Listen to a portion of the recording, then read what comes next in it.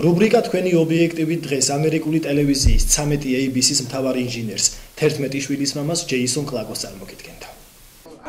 მისი სამუშაო კაბინეტი ტელევიზიის სხვა თანამშრომლების ოთახებისგან სრულიად განსხვავდება.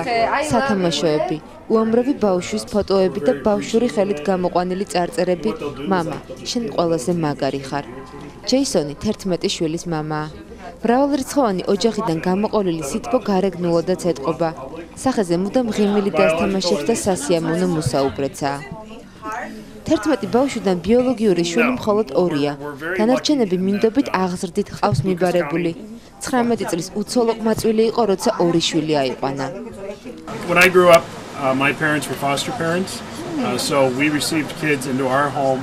მე როცა ვიზრდებოდი ბავშვობაში, ჩემი მშობლები იყვნენ მიმღები მშობლები. ანუ ეს იმას ნიშნავს, რომ ჩვენთან სახლში გარკვეული პერიოდის განმავლობაში ცხოვრობდნენ ბავშვები, რომლებიც განთავსებულები იყვნენ მინდობით აღზრდაში სახელმწიფოს მიერ.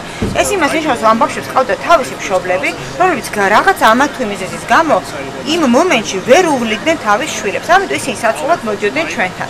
მაგრამ ისევე როგორც ეს მინდობით აღზრდის პრინციპს შეესაბამება, გარკვეული პერიოდის πριν ისინი ტოვებდნენ ჩვენს სახლს. ამიტომ მე მიჩვეული ვიყავი და ხან ვიღაც ბავშვი ცხოვრობდა, ხან ერთი, ხან მეორე.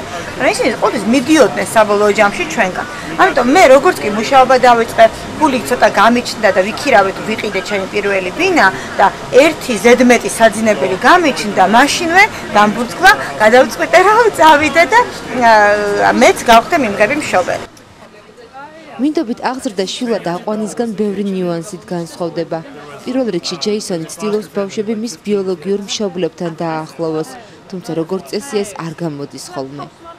Controlled chaos is probably the best way to describe it. მე ავწერდი ჩემ ოჯახურ მდგომარეობას როგორც კონტროლირებად ქაოსს.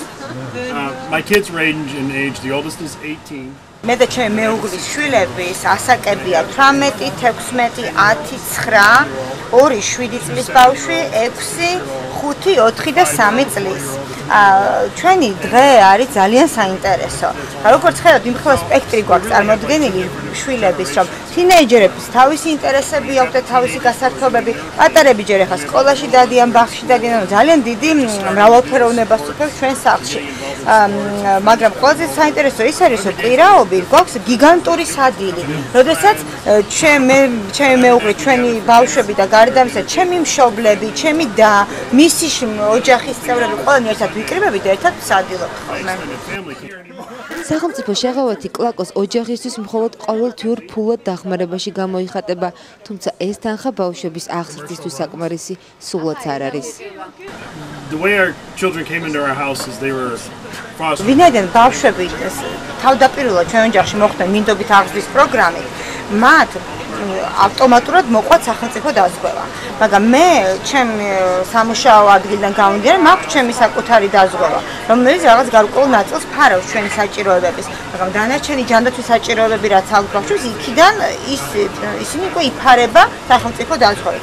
გარდა ამისა, ჩვენ ყოველთვიურად თითო ბავშვზე გვაძლევენ საშუალოდ $40-დან $200-მდე თვეში.